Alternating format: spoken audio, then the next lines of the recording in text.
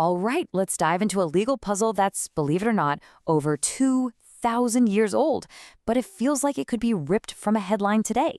The question is this: where do your thoughts end and another person's actions begin? And maybe more to the point, when do you become responsible for what they do? I mean, really think about that for a second. Let's say you have some kind of hidden plan, right? But someone else who has no idea what you're up to is the one who actually does the thing. Who's on the hook? Who's guilty? Well, this exact question is where a whole story kicks off, and it starts somewhere you'd probably never guess. We're heading way back in time to the ancient temple in Jerusalem. Now, this was a place where the rules, especially for sacrifices, were incredibly precise. I mean, every little action, every single thought, it had to be perfect. And right in the middle of all this, a debate sparks up, one that would echo through legal thought for literally centuries. So, the standard rule, the common sense approach, was pretty straightforward. The priest is the one doing the action, so it's his intention that counts. Simple. But then, a sage named Rabbi Elazar, son of Rabbi Yosai, comes along with this kind of radical idea. He says, hold on a second, what about the owner of the animal, the person who brought the sacrifice in the first place? He argued that their thoughts, their hidden intentions, could actually be powerful enough to invalidate the entire ritual. And the stakes here were huge. If the owner had the wrong thought, like maybe they were daydreaming about eating the sacrifice outside the allowed time, that thought alone could make the whole offering pigul. That means it's totally invalid, ritually unfit. Just think about that. One person's silent internal thought could completely wreck another person's sacred physical act. And boom, that sets up the core question for us. Is intention something that's just locked inside the head of the person doing the action, or can it be transferred? Can it almost jump from one person to another, legally fusing one person's mind with another person's hands? Okay, this is where it gets really interesting, because another sage, a truly brilliant thinker named Abaye, he looks at this whole debate, and he sees something nobody else did. He sees a pattern. He realizes this isn't just a weird, isolated rule about sacrifices. No, it's about a much bigger, much more powerful idea. So Abaye lays out this core principle. He says, look, in some situations, the law doesn't see two separate people. It sees one single event, an event where the thought of person A is legally glued to the action of person B. And he was adamant this wasn't just some quirky exception. It was a fundamental principle that kept popping up in totally different areas of the law.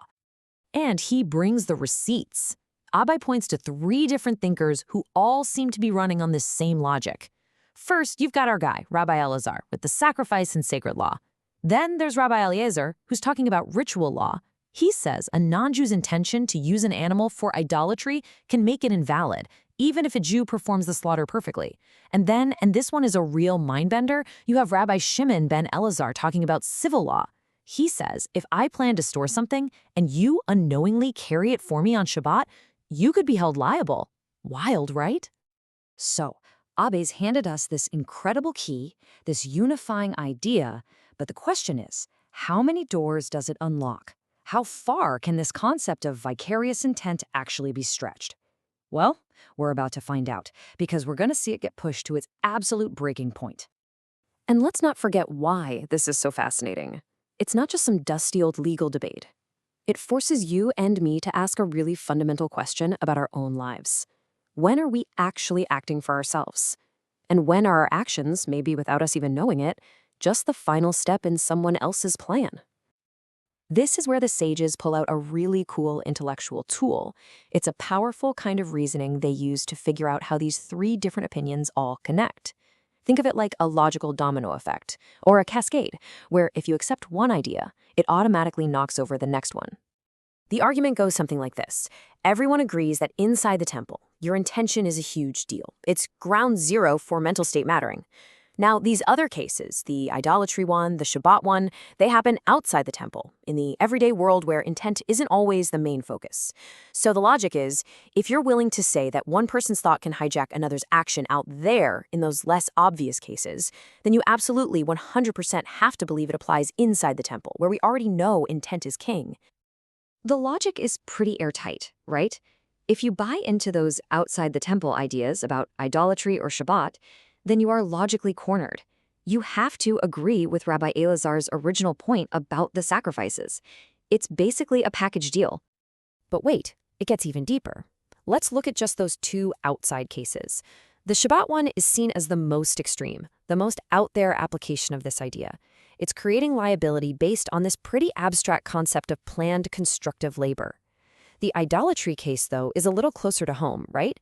Slaughtering an animal for an idol? Well, it kind of feels like a dark reflection of the temple service itself. So the thinking goes, if you accept the really radical Shabbat ruling, then of course you have to accept the less radical, more similar idolatry ruling. Okay, so we've built this nice, neat ladder of logic. If you're on a higher, more extreme rung, you have to accept all the rungs below you. Simple. But here's the twist. What happens if you try to go the other way? Does the logic flow backwards? And the answer, which might surprise you, is nope, not at all. It turns out this is a one-way street. Just because A implies B doesn't mean B implies A. And there are some really clever reasons for why that is. Let's break it down.